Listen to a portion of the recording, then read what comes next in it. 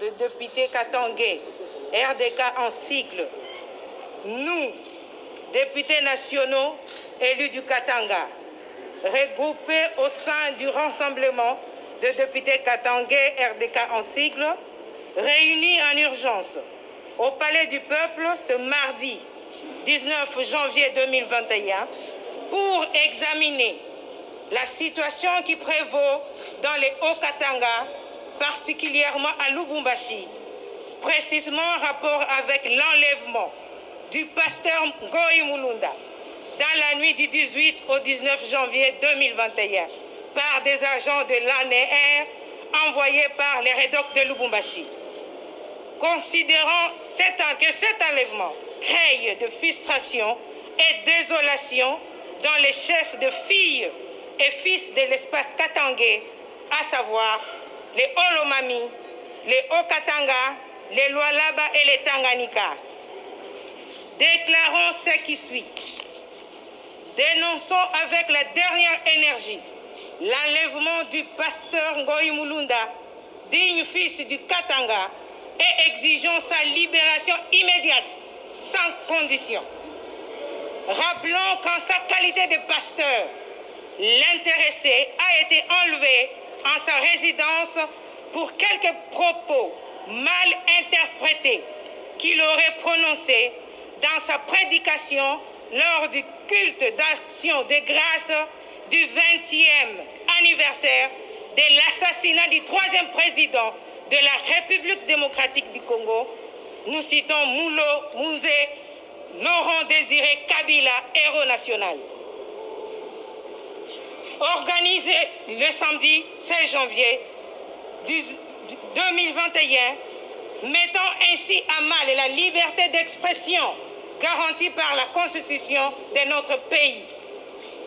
Demandons que les auteurs de cet enlèvement, qui n'ont pas tenu compte du respect des droits humains reconnus, tout citoyen congolais soit poursuivi conformément aux lois du pays. Dénonçons également les destructions méchantes opérées à son domicile et demandons que réparation soit faite. Dénonçons en outre ce qui se passe à Kasumbalesa, où il est observé également des actes de vandalisme, de viols, de tueries, de pillages, ainsi que la chasse aux Katangais sur leur propre terre ancestrale. Sollicitons l'implication personnelle du chef de l'État, Excellence Félix Antoine Tshisekedi Tshilombo, dans le traitement de ces dossiers pour l'émergence véritable d'un État de droit. Fait à Kinshasa, le 19 janvier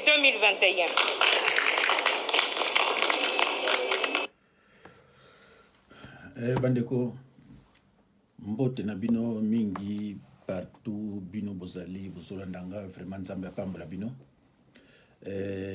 Tomoni distraction oyo bato bazomemela bato. L'arrestation de l'ancien président Seni, le faux pasteur Ngoï Mulunda, son domicile même a été saccagé. Alors, le président Eli Martin Fayulu brise le silence. Nakomeka pe koloba pona professeur Yombi so na sanate ndenge bazokanela ye ndenge bazokanela nga ndenge bazokanela bato nyonso oyo tobimisa mitu bandeko avato lobela nyonso yo d'abord mbote na bino partout bozali nzambe apambola bino namoni ndenge bo répondre na ba commentaire merci beaucoup sur 10 000 tozana ba commentaire au moins 255 milikabote tokosala effort ko même 1000 ndeko na ngai soki olingaka nga olingaka vraiment kotala ngai soki ozolanda nga osilisi pesa nga tambote ndenga nazo pesa bino pesa nga ta merci soki obanda kolanda nga ça fait peut-être l'année passée ou bien année 2018 opesa nga mbote te olobaka ta merci te ndeko meka kochange opesaka nga mbote oloba merci epesaka biso baencouragement moko akosakana te nde namoni awa telefone ezobeta lere nyonso. C'est pour la première fois dans l'émission namona 255 commentaires et tous les commentaires eza malamu commentaire moko mabeza te puis naza ko apprendre pe ngai na ba commentaire na bino ndeko nanga soko za mayele mingi kobomba mayele na yote tiango na service biso nyonso to profiter na yango tango so yo yebi histoire moko malamu olobi yango biso pe tozu yango to signaler yango pe na baninga lelo mboka eza ya kobeba na ninga kosakana te tozokende kaka na distraction sur distraction mais bandeko avana na continuer na lingi bon totala nano oyo mais oyo so na tiango sikoyo tango mosusu bakolongola yango mais totia yango quand même so bakolongola yango likambo te wana koluka vidéo mosusu na changer pe titre mosusu bien que titre oyo pe eza nango ya makasi te. Bonjour très chers compatriotes, bonjour mes chers amis. Voilà les résultats de la tricherie de Tshilombo. Très chers compatriotes, je pense que, comme nous l'avons toujours dit, ce n'est pas parce qu'on n'aime pas la personne de Tshilombo, mais c'est parce que Tshilombo a trahi tout le peuple congolais. Tshilombo a donné un si mauvais exemple à la nation congolaise. Aujourd'hui, nos frères du Kasaï qui habitent Malemankulu, dans les Katanga, sont menacés à cause de la tricherie de Tshilombo. Quand je l'appelle père du tribalisme, vous avez cru que je m'attaquais au peuple Luba ou au peuple Kassaïen. Mais c'est maintenant la haine que la tricherie de Tshilombo a causée dans notre nation. C'est pour ça que je l'ai toujours appelé père du tribalisme. Voilà nos frères de Malemba Nkulu dans les Katanga sont attaqués. Parce que la tricherie de notre ami ou de notre ennemi Tshilombo a causé la haine tribale en République démocratique du Congo. La tricherie ou le mensonge de notre frère Tshilombo a causé la haine tribale en République démocratique du Congo. Je demande à mes frères et sœurs congolais partout où nous sommes, du Kasaï, Katanga, Équateur, Kinshasa, l'Est du Congo, de ne pas tomber dans le jeu de Rwandais, de ne pas tomber dans le jeu de l'occupation. Parce que ce qu'ils ont voulu, c'est ce qui arrive. Que le peuple congolais se déchaîne entre eux, que le peuple congolais s'entretue. C'est ça l'objectif final de l'accession de Tshilombo par la tricherie au pouvoir, pour que le peuple congolais, nous puissions nous battre entre nous, que la guerre ethnique soit déclenchée en République démocratique du Congo. J'appelle, je demande à mes compatriotes du Katanga, Tshilombo n'est pas le seul Kassaïen. Tshilombo ne représente pas le peuple Luba. Tshilombo, c'est un individu qui a trahi le peuple congolais en général et en particulier le peuple Kassaïen Luba. Tshilombo nous a tous trahis. Donc ce que vous êtes en train de vivre, ce n'est pas seulement vous. Même nous du Kasaï, nous sommes en train de souffrir par la tricherie de Tshilombo.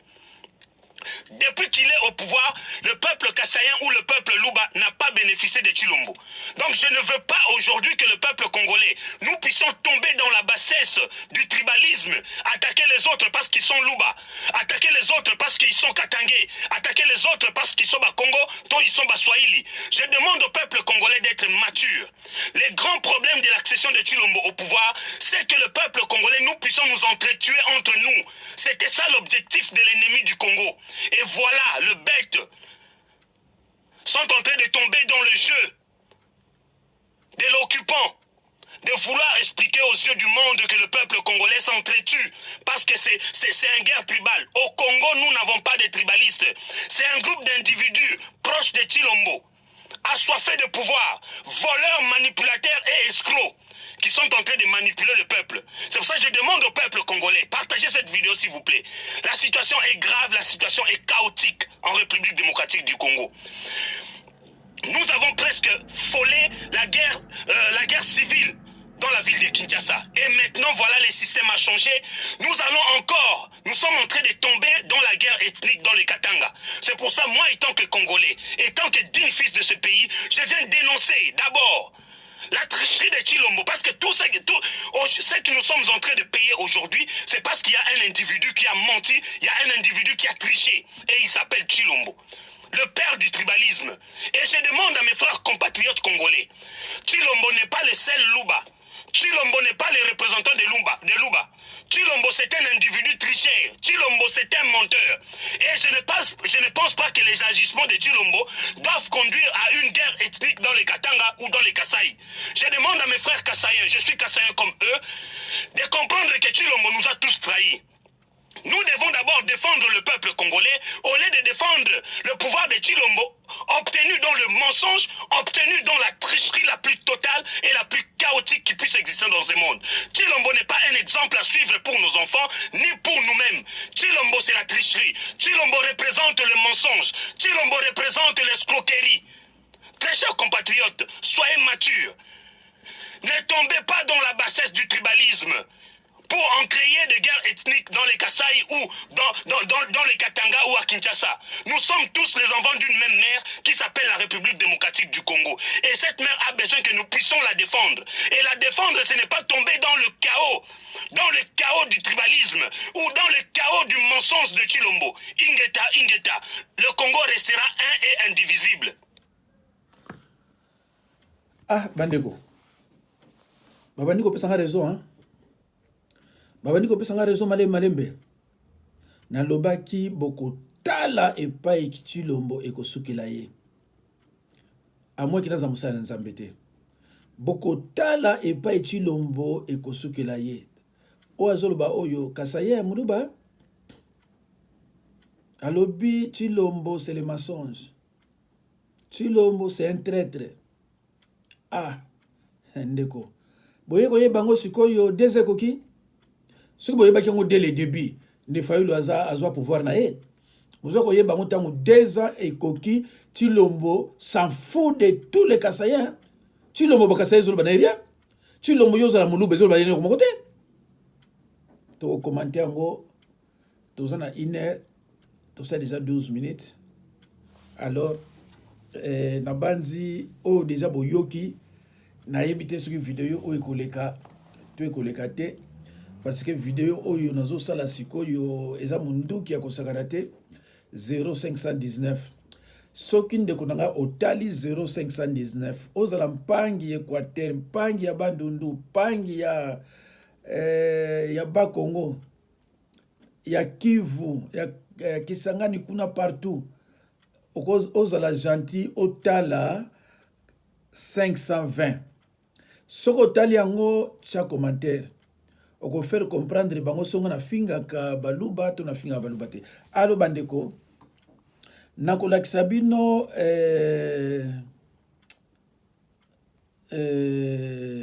naza kombati.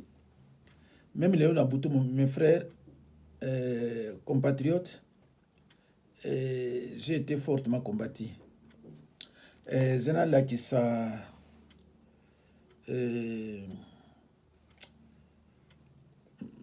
na yebite suke wapi alala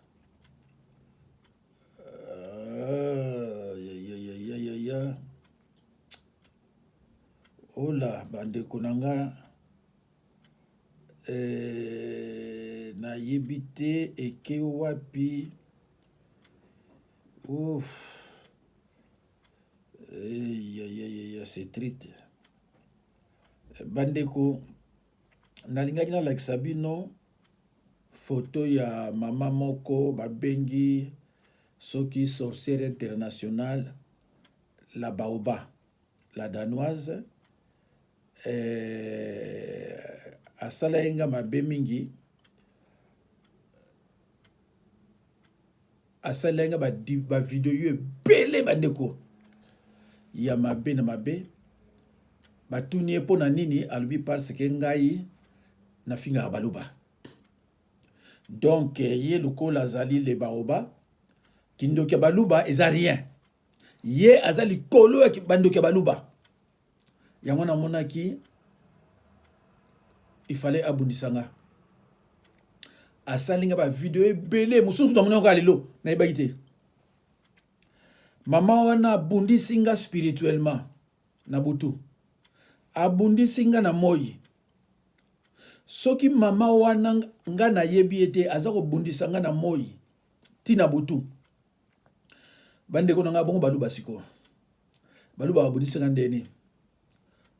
Cette nuit j'ai été fortement attaqué, hein? Je dis bien fortement attaqué, mais j'ai résisté. Alors ye namoni ni na yete onachaki mais na kolakisa bino susu elongi ya mibale ya mutu mususu ya mwasi mususu oyo abundisaki nga na banzi boyebi ye ye na baluba na sima na banzi mwasi yango yeyo kombo na ye Christine Lando na banzi ta bomoni baluba na sima na ye mwasi oyo ba utiliser ye aloba nga na bwakilaki ye mbasu. Photo ya mbasu ezate, signe moko ya mbasu ezate. Mama oyo akendaka kofunda na police na gagné kuna 6 mois après botala bilonga baluba 6 mois après ay osala nga vidéo tango asilisi baluba albi kende suko loba kuna ke apesio maladi aye koloba babi kende suko loba tango lobi ya misatu batu ba fingi ye à désactiver ba commentaire bomoni ndenge azomona na wana na ninga na examiner vidéo ne musubo tala ndenge akomi lelo ndenge nzambe abandi ko frapper ye soko tali longine ko ndimeli susu te ndenge moko pe lelo na la danoise Baobab. C'est pour cela bandeko boye ke nga naza kombati na niveau moko osaka nango te bazo combattre nga na butu bazo combattre nga na moi. Mama wana oyo babengi la danoise, il semblerait c'est une sorcière internationale. Elle atterrit n'importe où. Yangwana alobaki ke no bino baluba botika. Oyo nga eza na niveau mususu. Nga na kosambusa ye na kosala oyo alingi. Alo bandeko bino bolandaki nga bokotela inga ite. Pour attraire ba commentaire ba ibisa inga bokotela inga ite. Botika ki ye aloba oyo nyo swalingi. Pe alobaki. Ali ba yo zosuna oyo bakozo sumu bali moko boye bakotisi ba esalaka plus de 2 heures d'émission na kaka pona ko critiquer ngai. Mais maman oyo asali ba mission oyo la danoise na yebi ete na mona ete na bondela pona ete na yebi epete. Alors bokoyoka po batu mususu akufaki na yebi te suki mususu pala ndenge akufaki.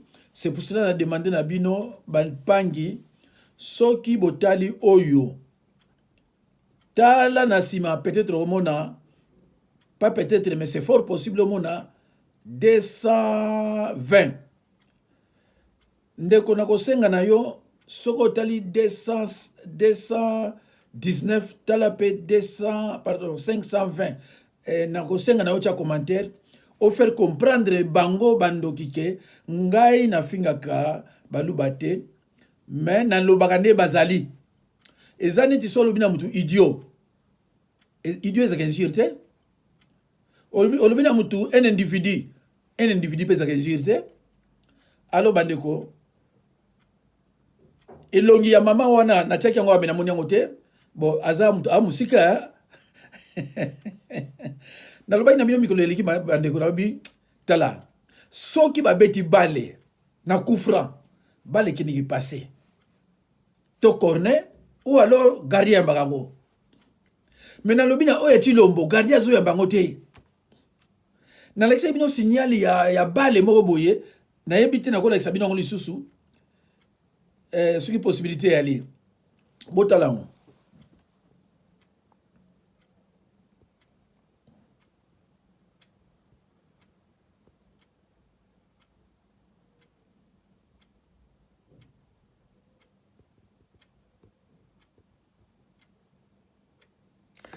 Bandeko na lobai na bino songa na chele bino loko c'est significatif na tshaka pamba te na bandi boso landanga na loko wana bi bale wana ye po beta nzadi mbala moko elingi koloba ke mpona Tshilombo eloko moko ekosalama te signification nango yango wana alo bandeko bino nyonso boyebi le faux pasteur Ngoyi Mulumba soki Ngoyi Mulumba pasteur oyo aranda biso ba congolais mauvais service akosakana te ayaka na Belgique awa tolandi ye meme kuna po toloba na ye ke zala correct na baélection or que ye azalaki wana ba chien de chasse parmi des chiens de chasse oyo basoutenaki Kabila abebisi bakaba baélection ayebi te Kabila soki azwi osaleli ye après alatio yo mais lokola bato bazomema bato na badistraction tokuteki na makambo minembwe mbala moko oyo babengi nini union sacrée eza nango distraction na bandi bomoni bato nyonso ya FCC basopani kuna na bauluberu bajanet bango to basopani kuna bayi bon banda konome biso motoza majoritaire ali banda siko konome kao azo konome te Tshilombo azo konome te sikoyo bango na bango baluba babandi koyeba ke eza mawa bandeko bango na bango baluba babandi koyeba ke ça ne vaut même pas la peine Tshilombo aza produit ya bakagame ya bakanambe alors ndeko yo ndeko nani Ngoyi Mulumba soki Mulumba ba utiliser ye à quelle église alobi kama wa propos moko boye à partir de propos na baki bakangi ye et suka nango ndako na ye basakaje yango bokomona ba image bandeko nyonso neza ba distraction oyo to ba dokende na ba distraction malembe ti 2023 le Kabila sikoyo si possibilité à reprendre le pouvoir na ye bandeko Ekofo avait prêché devant les officiels, il n'a été arrêté. Mukuna, les violeurs Mukuna, faux pasteur, violeurs à main armée, viol à main armée. Mukuna prêche chaque jour, il n'est pas arrêté. Le cardinal Ampongo a prêché, il est libre. Aujourd'hui, le pasteur Ngoyi Mulunda prêche. Il est arrêté et son domicile a été saccagé. Voilà une démocratie à la talibanise. Une démocratie à double vitesse. Une démocratie sentimentale. Une démocratie tribaliste. Un état de droit de la haine et un état de droit de vengeance. Ndeko boye bayango ke derema na yebisaki bino. Na bayi na bino ke nani professeur Yombi azozo ba risque belé. Bazo nga ba bomaye.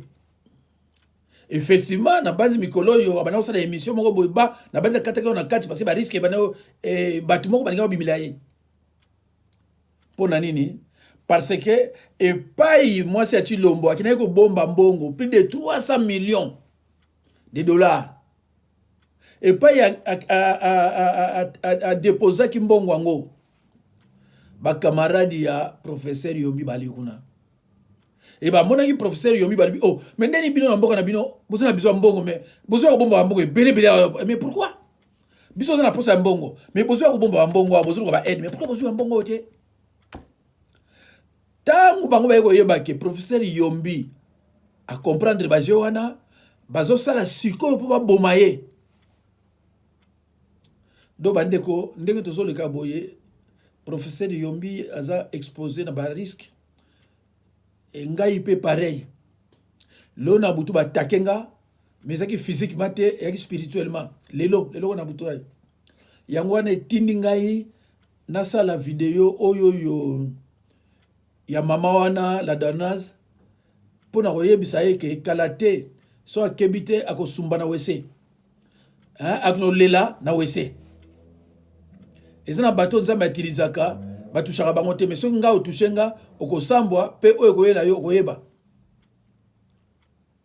alo bandeko bosutenaka biso ozobimisa elongi bino bamosusu tu meme na fo kombo apamba ozobanga kokoma meme na kombo no pamba ozobanga kokoma ozoloba nga bakoya koboma ngai mais elongi sikoyo kobimisa ndenge nini donc ntango biso ozobimisaka babilongi boye il faut bosutenaka biso financièrement même na baécriture na bacommentaire c'est très important mpona biso lelo nga heure monaka sans domicile fixe naosala vidéo oyo peut-être na Toulouse ntango na kolongwa mikolo koya bomona vidéo naosala yango peut-être pas na Bordeaux et voilà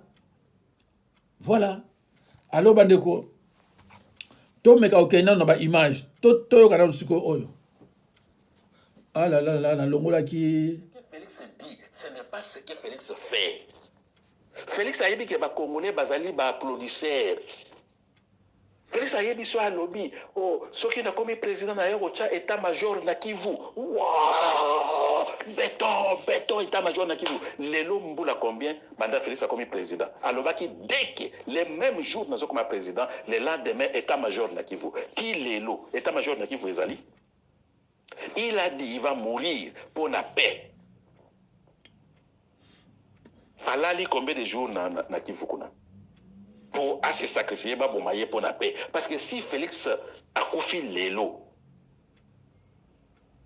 wewa nyonso bako attaquer mutabomi Félix et voilà Rwandais bako kimia kokota na mboka na biso. Mais ce qu'on demande à Félix, c'est de mourir. Nous Félix, on n'a pas besoin d'une personne comme Félix. Nous, c'est la paix qu'on a besoin. Il faut mourir vite. Vous avez promis de mourir pour la paix. Alors que les Congolais ont besoin de cette paix, il faut mourir vite, mon frère. Si on perdait Félix, qu'est-ce qu'on va perdre? Les Congos va perdre rien du tout. Un mambundi de moins. Rien du tout. Un matamata de moins. Rien du tout. Alors, il faut mourir. C'est la paix qu'on a besoin au Congo. Ngam na lobi yango te ye moko na yebi boya ko finga ngai ye moko mutaloba akokufa pona pe na mboka na biso. Alors nana azana besoin péter tombola musapi. Oyo lobi azana besoin péter atombola musapi. Ah voilà. Comme Fabien Kosonika lobaka dit amen. Biso ni sozana besoin paix. Muto alobi ki yeso akufi kimiro ya. Alors il faut l'aider de mourir vite. alo bandeko ya baluba o bazolanda biso il faut kosala tu koyebisa Tshilombo akufa peuple aza na besoin na société 99% des Congolais souhaitent la mort de Tshilombo na banzi boyoki nani professeur Yombi Ndenga zoloba il faut l'aider Tshisekedi de Tshilombo de mourir vite akufa noki comme ça bato baza na kimia parce que mboka eza susu bien te mboka ebebi na ndenge moko kusakana te hein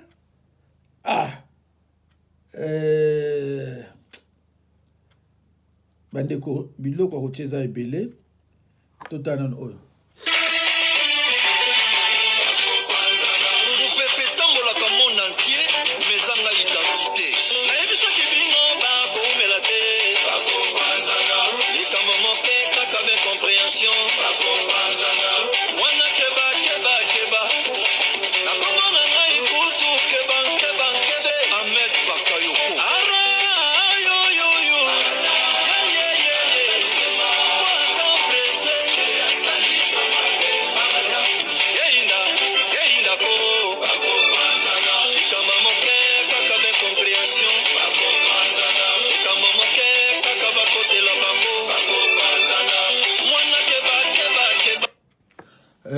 bandeko tozokende ke malembe biloko eza ebele ya kolakisa awa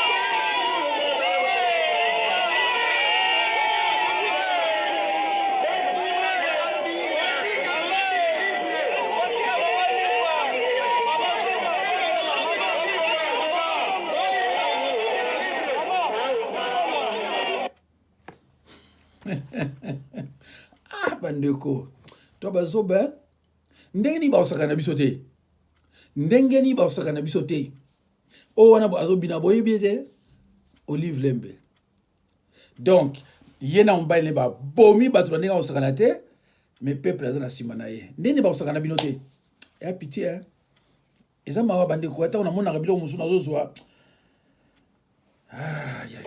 Mbokoyo, ce sont les intellos et les universitaires qui ont la mission de produire les concepts. Mais le comme l'homme de la rue. Neti Fati Béton.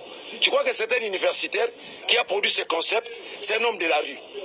C'est un homme de la rue. Alors, renversement, valeurs dangereux.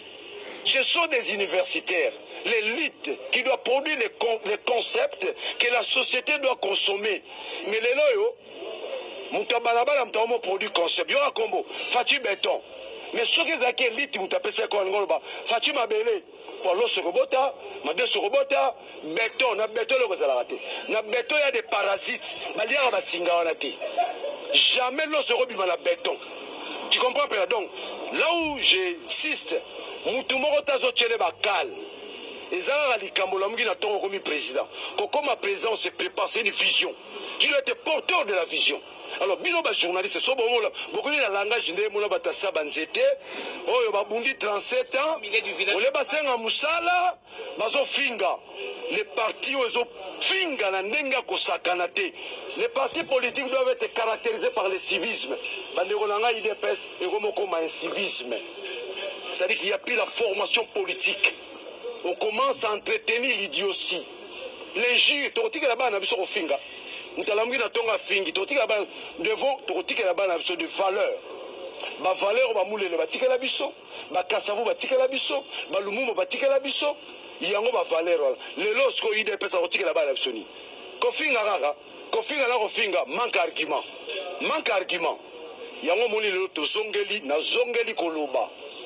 Ngai na mission nzamba pesa ko longola ba to ko banga. Ba to ba banga te. Oh président de la République to ko respecter yo. Nenge mobeko sengeli tokobanga yo te oyinzambe te tokobanga kaka nzambe yo moto lokola ngai na kotosa yo na ko respecter yo na souci parce que en fait le souci des derniers sauf aujourd'hui l'autorité de l'État est bafouée. Ils vont réhabiliter l'autorité de l'État. Il y a un besoin de la est voilà. Tout ce qui se passe à l'est reste de ça nga uchikunati na uchikuna ole batu bakumisa ngai député uti na front. Hein? Minem moza troisième zone de défense. Première zone de défense, Sokola 1. Et ça na Babeni Kuna. Prenez Ituri, na komi na ce qu'on appelle le triangle de la mort. Mba ou Kamango. Mais na uti kuna yoka batu, ba colonel na kanami na photo. Muta komi se ba colonel Félix. Oh mona kanami ne photo wana. Cousin à Moïse Nyarugabo. C'est lui le chef d'opération. Tu vois, dernier ça funa ba Rwanda. Il est mon président na mno bani amulenge baza ba congolais. Ngala olobani. Yaka toka ma photo Félix a commis ça yo congolais. Tchak. Valélie.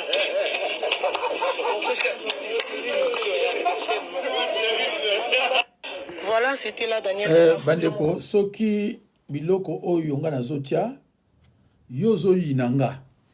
Yana ninga loba mingi te sikoyo hein. Nati la binoka ba image parce que tango na banako loba liboso pasteur mu Congo tribaliste olingi biso te tout ça likambote to landa so papa enyo salite wana sali ona ye moko amati sananu muyibi na ye enyo salite wana sali pono ye moko papa journaliste wa kolongole mazi na ngati kolongole mazi na ngati na emission kabongo kolongole mazi na ngati enyo salite wana sali yango ona komatisa muyibi na ye ayiba kambongo na ye na famille na ye na ndenge mesana na famille na ye na mwasi na ye kasi ye na peuple congolais azana ye ne mas na posa peuple congolais te ye na mboko azana na posa kubongisa mboko te ye na mboko azana posa kusala même compagnie te mwana Congo asala bandeko à quoi bon ya kozala président soki ba mama ya boye baza na respect mukepa na yo te donc bazo comprendre que oyebi no musala te même bana mike bazomona ke oyebi na yo rien toloba te les recueillis kaka sikona bandi 30 minutes ebeti déjà bandeko tozokende nazolekisaka misusu totala ndaku ya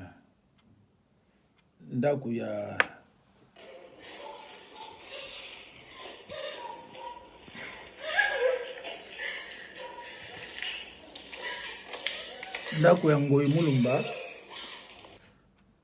yango wana image ya moke ndenge basakaje yango. Ni tangu mapema asubuhi masiku ya Jumapili Januari 17 mwaka wa 2021 ambapo mtu huyo alifahamika kwa jina la Kitopi Milambo mwenye umri wa karibu miaka 40 amekutwa amefariki katika uwanja wa nyumba yake. Kufuatia wanamemba wa familia yake, mtu huyo mkazi wa kata Kongo mjini Kirungu amekufa kwa ghafla. Hatukujua, mimi niko kule Kapulo na kuitwa na kusikia sema alikuwa hapa jioni ni mzima. Sasa wakati aliacha watoto wanaingia mnyumba alisema nitaenda kumwombi mka usiku hapa nje kusema watoto wanalamushiwa ni kukuta tu maiti ilisha kulala. Kwa mujibu wa duru kadhaa, mtu huyo ameangushwa na kufariki papo hapo tangu saa 2 usiku wa Januari 16 mwaka wa 2021, lakini watu wamesita kutoa habari yoyote wakihofia kuitishwa na vyombo vya usalama. Kufuatia uchunguzi uliofanywa na polisi, mwili wa marehemu hakuonyesha alama yoyote wala ya kuuawa wala ya kuwekwa sumu wala ya kujinyonga. Pia uchunguzi wa polisi umethibitisha kwamba mtu huyo amefariki kwa ghafla. Fikia kisi unachunguza apigwi, hakuna sumu, hakuna nini, inaonekana alianguka sababu kwa alisha kuturuhusu tukuje. Wende naza wa kawaida, bachukue wili, bautie pa nafasi ambao panastahili. Jioni kwamba mwili wake umeondolewa mahali pa tukio na wanachama Msalaba Mwekundu kwa oda ya polisi baada ya uchunguzi. Nikiripoti kwa niaba ya Runinga Leo, Isidoro Kashulo toka Moba, jimbo la Tanganyika, mashariki mwa Jamhuri ya Kidemokrasia ya Kongo, Afrika ya Kati.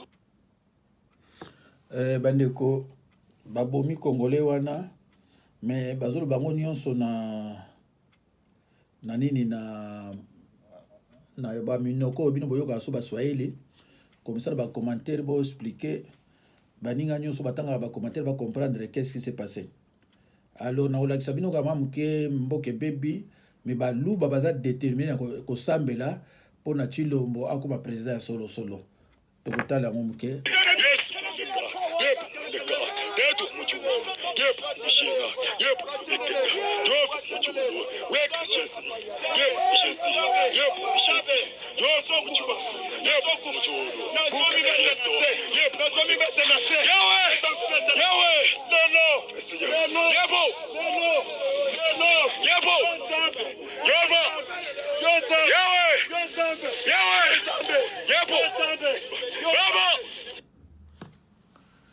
Ndeko kosamela mususu emema bato na maboma kosamela mususu emema bato na maboma bomoni bandeko na bino ndenge bandi kosambela soki pona likamu nini toyebi te.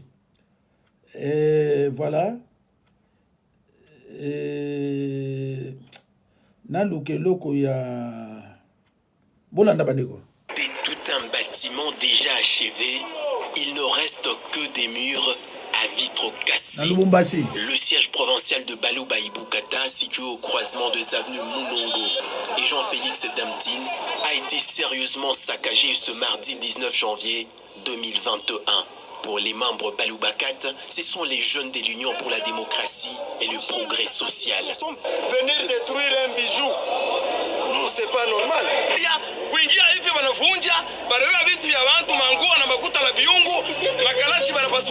Des accusations rejetées par le jeune de l'UDPS. Pour Dani Kabongo, président provincial de jeunes, il faut chercher les ennemis ailleurs et pas à l'UDPS. Ce qui m'étonne est que la jeunesse maintenant de l'UDPS est vue partout. Je ne sais pas pourquoi, dans ce qui s'est passé aujourd'hui le matin, la jeunesse de l'UDPS doit être citée. Nous, comme un parti politique, comment on peut avoir un problème avec l'association Balouba Ibukata? La jeunesse de l'UDPS est composée de tout le monde. Parmi les jeunes que je dirige, parmi même l'équipe dirigeante, il y a les jeunes Baloubakat. Difficile dans ces conditions d'évaluer les dégâts matériels. Le jeune Baloubakat en appelle à l'autorité provinciale pour une assistance. Gouverneur de la province, honorable tabula katwe tualombe salama mwino ntanda tunalomba salama mumugini atuna na adui ata moya atuna ata kukotea tribalisme ata ya nini. Pour cet acteur politique, le moment est mal choisi. Les jeunes doivent cultiver le vivre ensemble. Tolingi eluka mabeku mana katanga te kasayen katange mukongo équatorien ba Congo biso tout ça ba congolais okoki koloba teke katanga eza pona tel jamais nous tous nous sommes des congolais tozo evre awa. L'intervention du général de la police et le maire de la ville a calmé les esprits et a facilité tout de même le passage des véhicules et personnes bloqués plusieurs heures durant. Bandeko, nakatanga, ça ne va pas. Alors, namoni mdeko, ba minute vraiment zokende, son encore la bino muke message ya ndeko Fayulu, mais tu as oyo, voilà. Ok, chers Congolais, c'est encore le président qui veut Katanga ici. Je voulais tout simplement laisser un autre message à Moïse Katumbi pour te dire que tu n'es pas congolais. Ok, tu n'as pas le droit d'être congolais et tu n'as pas le droit d'être président dans notre pays. Tu veux voir les vrais métis congolais? Regarde, les vrais métis congolais, hein, les ayants droit, ok? Ils ont droit d'être président dans notre pays, ok? Mais pas toi, hein? Senga, hein? Ok? Et ils ont droit de devenir président dans notre pays. Hein? Do you want to go to Congo? Huh? Do you want to go to Congo? Huh? Do you want to help Congo? Do you love Congo? Are we gonna save Congo? Voilà, nous arrivons, Moïse Katumbi. Hein? Et je vous présente ma femme Amy, la future première dame du Congo. Alors Moïse Katumbi, prépare-toi, reste très loin de notre pays. Tu ne seras jamais président du Congo. Ok? Voilà.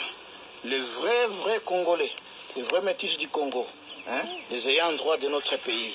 Hein? Ok? Ils s'amusent bien, mais ils grandissent bien. Maintenant, nous allons venir frapper. Si Moïse Katumbi, tu veux t'amuser, hein? Tu veux t'amuser avec notre pays, nous allons frapper très fort. Alors, reste très loin du Congo. You are not Congolese. You never become a president of our Congo.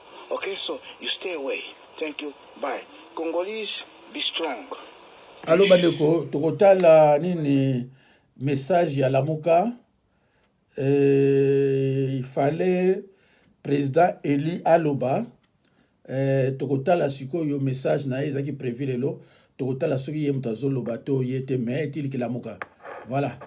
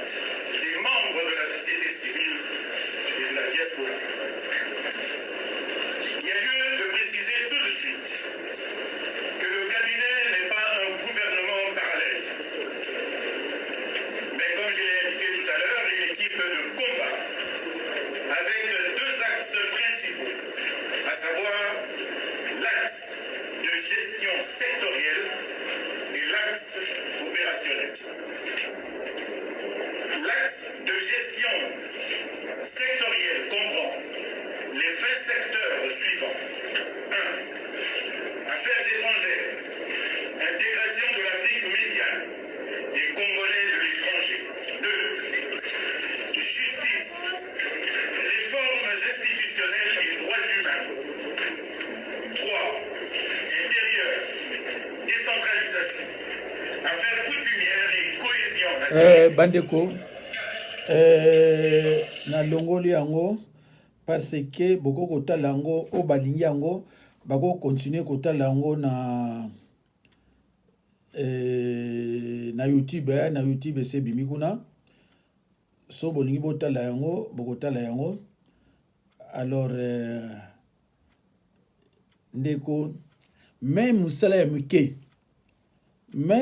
muke bakopesa yango kaka pa ya nani pa ya moluba totala mutu oyo aza koloba kombo na ye kabamba eza banani botala ye zela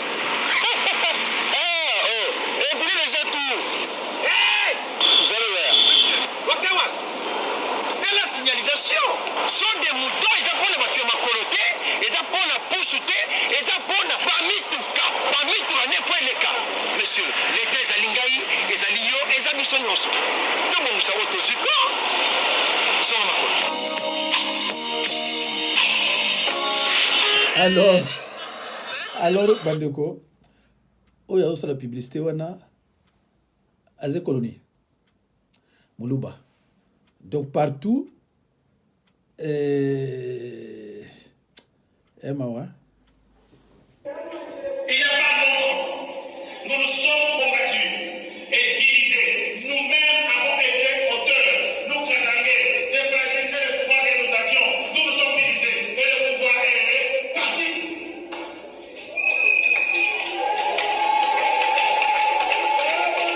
Le pouvoir est parti.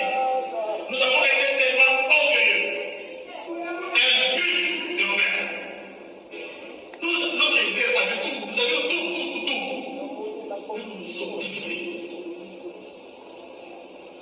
Chers camarades, si nous ne prenons pas conscience de qui nous sommes, de quoi nous possédons, et ce que nous pouvons détruire, nous n'allons jamais garder cette terre. Je donne le message à tous les autres qui ont pris notre pays.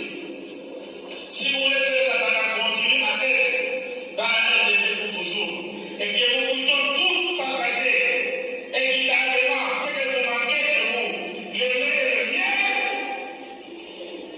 je vais du haut de cette terre, devant nos dieux, vous dire les choses qui nous fâchent, nous Katangais, et qui vont nous pousser à couper, que vous ne vouliez pas.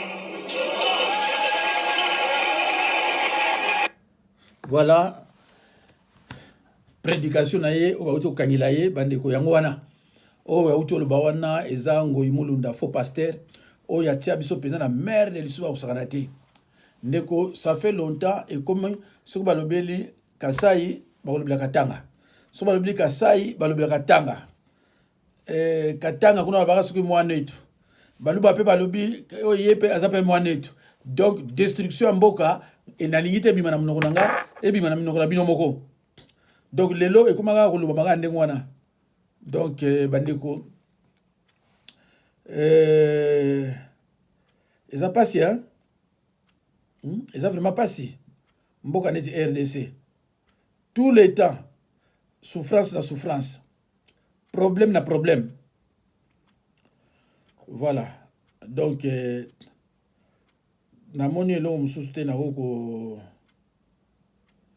kotiela bino parce que minute mpe esili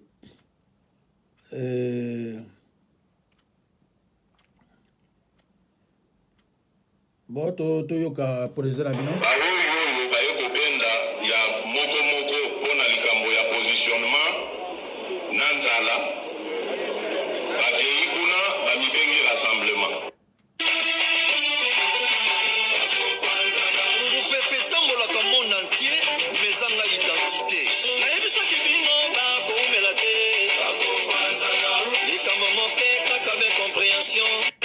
possible dans ce pays.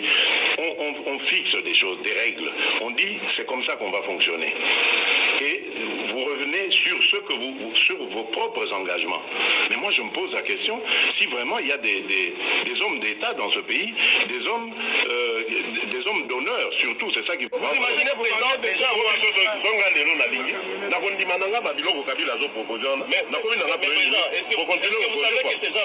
je retire ma signature au nom de l'UDPS de cet accord que nous avons signé.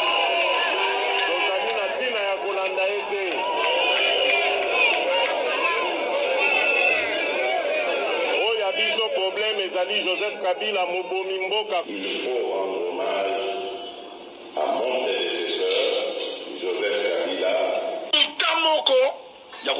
Pero bilo na biso to sakana, ba pacte na biso to signaka ya franc-maçonnerie. Sauf le fait place au bozo le balo propre tout ça biso to le baka, j'aurais la tête coupée. Mais yango yo penza bilo qu'on a biso.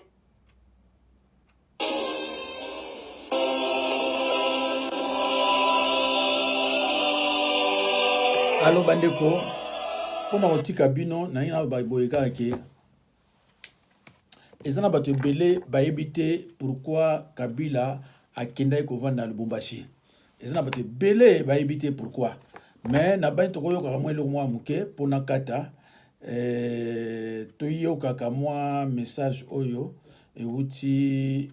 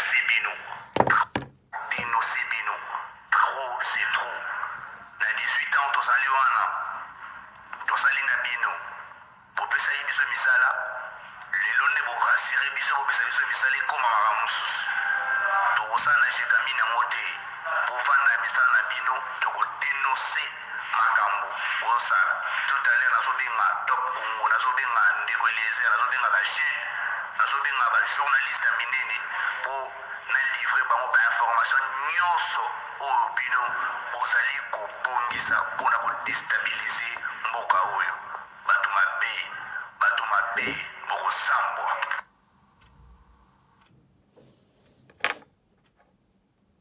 Alo bandeko boyoki ntina nani akende kuna nani Kabila na voilà toyoka nanu ye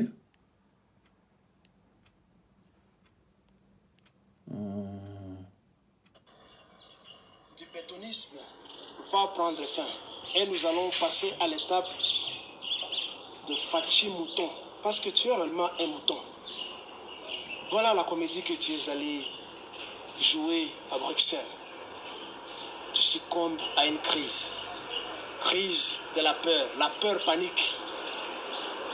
Ta maman en fait honte, bien que nous sachions qu'elle soit vieille déjà, elle peut être toujours envoûtée par tout ce que vous avez comme fétiche pour garder le pouvoir. Mais ce fétiche, petit à petit, arrive au bout du tunnel. Yo pensa au Kanisho Zali président. Yo que nous proclamer que Banyarwanda bazali ba Congolais. Mais cette question de Banyarwanda au Congo ne demande plus de débat parce que ça avait été tranché depuis longtemps par le Parlement congolais de l'époque du comité central du MPR. Tout a été dit, les compatriotes Honoré Banda avait tout détalé dans ses livres. Bon, ben, bandeko, nako continuer koyoka ete po toko yoka ete déjà esili. Voilà. Donc, bandeko, na sengi na bino botala 520 eko sunga biso eko sunga pe na ngai. Merci beaucoup bandeko, Nzambe apambola bino. À la prochaine occasion. Bongo to tout année. Merci beaucoup. Au revoir. Au revoir.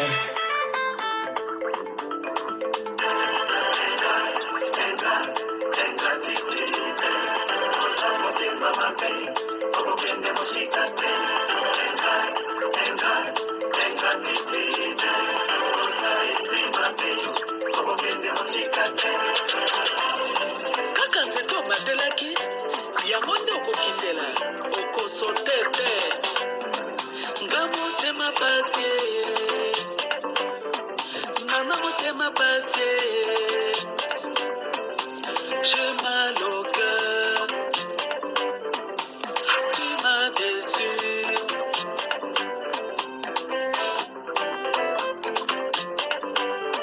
nga motema pasi maman, j'ai mal au cœur, tu m'as déçu. Et pourquoi, au lieu de fou la boue, Nzamba pesa sata bokonzi alakisa ye paradis satana bukina ye mibekwa boyi koto sanzambe.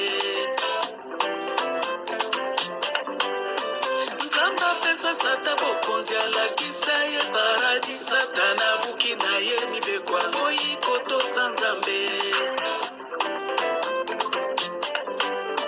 Ingratitude loko mabeli wela basanga oyoloni okobuka engra na tomboli ona miso bato okomi moto monene lelo nakomi mabe okomi koluka liwa nanga sepesi yo liboma na makusa weyebi kolamba te lolendo kaka ya pamba kulula kaka monzele kotonga kofinga ngai tongo pokwa le corbeau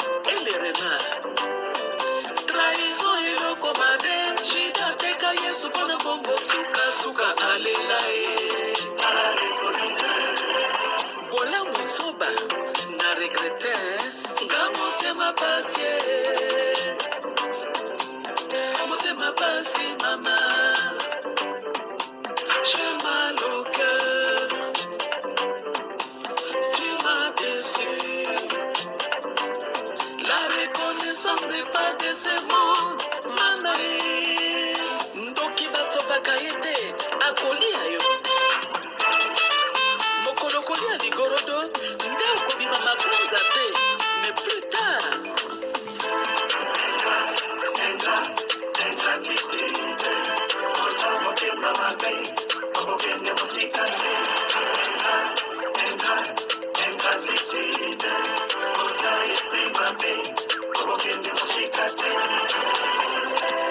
yambala oyo coup sur coup sala attention okokende ngulungulu